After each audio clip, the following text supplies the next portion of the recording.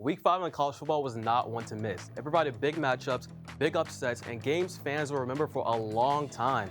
One of the consequences of that big week was the movement of the AP poll. Teams dropping as far as 14 spots, some falling out of the top 25 altogether.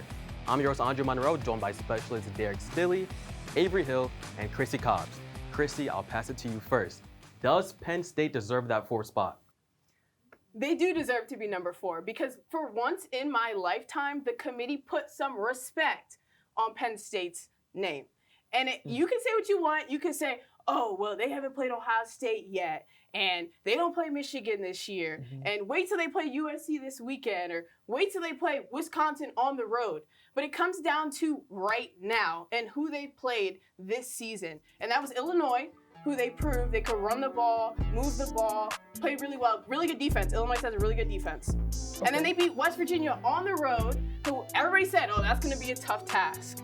Beat them, crushed them, steamrolled them, and now they're going to play USC this weekend, who moved out of the AP poll, which may be an overreaction, but they do have 2 losses, and nobody else in the AP poll has 2 losses. Fair. So at the end of the day, Ohio State will move up when they beat Oregon this weekend, and they will continue to win until they play us on November 2nd. Until they play Penn State on November 2nd. Oh, we're going there.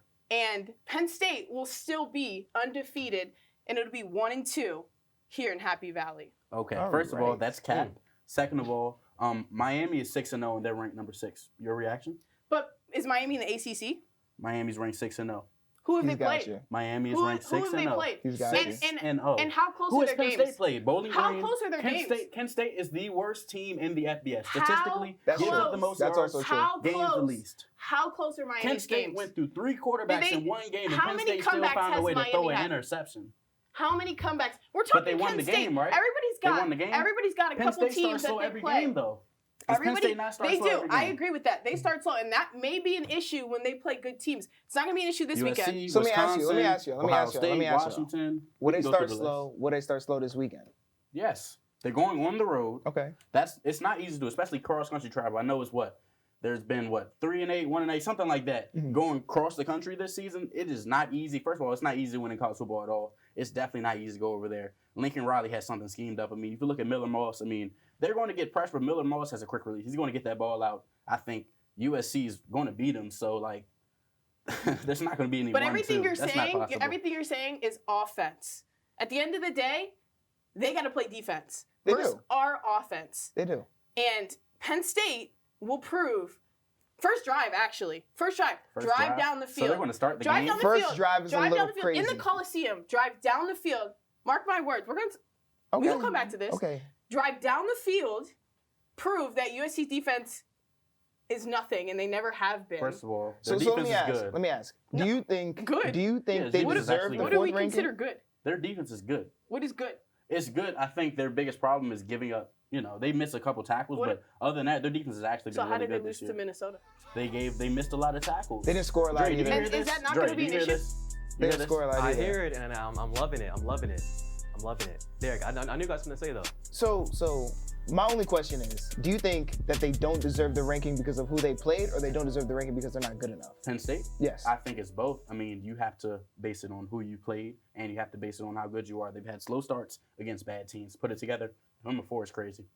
Okay, I like it. And I know you want to talk more. I got something to say, but we have to get past the AP poll and talk about how one team dropped from number 1 to number 7, and Dre has more on that. That's kind of crazy. Yes, Derrick. Vanderbilt pulled off one of the greatest upsets in SEC history. It's his first win over Alabama in 40 years.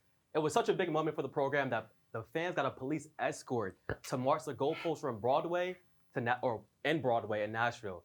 So Avery, the resident Bama fan, how did they lose this game? Kane Womack, our defensive coordinator, he's bad. He sucks. He is terrible. So it's all his fault. It is. If you heard after the game, players talking about, okay, we're not getting the call in time. That can cause so many problems. They're getting nervous, whatever. It's already a big game.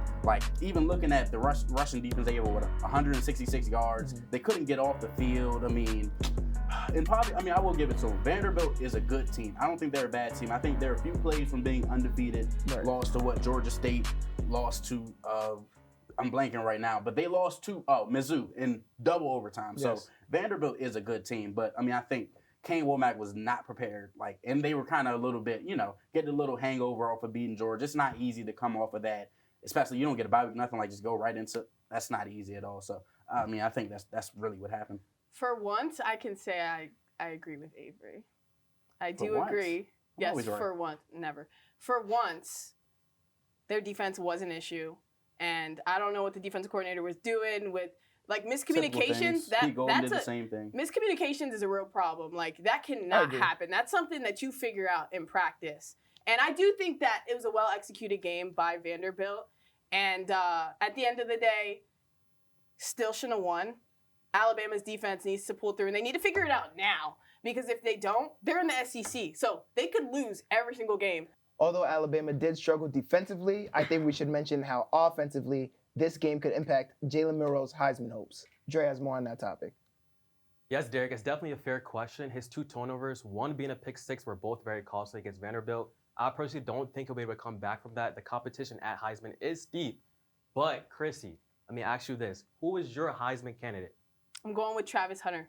It has to be. Actually, yeah, it has to be Travis Hunter. Because when is the last time we've seen somebody so effective on both sides of the ball? You could say Charles Woodson, but he was a defensive guy that every now and then they threw him onto offense and, to score touchdowns, to trick plays, all that kind of stuff. Travis Hunter is different. He plays 132 snaps a game, has 2 interceptions, is 3rd in the country in catches. When have we ever seen that? I agree. Avery, I'm going to give you the last word. I'm also going to say Travis Hunter, but I think Genty deserves some respect. He is 2 running backs in 1. Yeah, Kick it off, Genty deserves respect. Yeah. But what I will say is I think big part of Heisman is winning games. Colorado is probably going to lose 3 or 4 games into the season. I mean, they play Kansas State, they play Utah. These are not games that they're going to easily win, and that'll impact them. I don't see them giving Travis Hunter the Heisman with 4 losses. I do think he is the best or most electric player in college football. The best is Jalen Monroe. We all know that. I mean, he's still only thrown 2 picks, 11 touchdowns. He lit up Georgia, so that's really not a thing. Jalen Monroe still Heisman, and not the reason why they lost out to Vanderbilt. So It will not be a quarterback this year. I can say that. Dre, what about you? I got to go Ashton Genty, bro. When's the last time you heard Boise State put on the map? 10 years ago? 2010. they already lost the game. It's over. If they weren't defeated, cool, but they lost the game. That doesn't matter. It does. No, it doesn't. Look at the history. Okay, forget the history. We're talking about this year. History matters. All right, let's wrap it up. Great conversation, guys. It got a little bit heated, but that is a wrap on Quarter Central Sports. Thank you for tuning in, and until next time.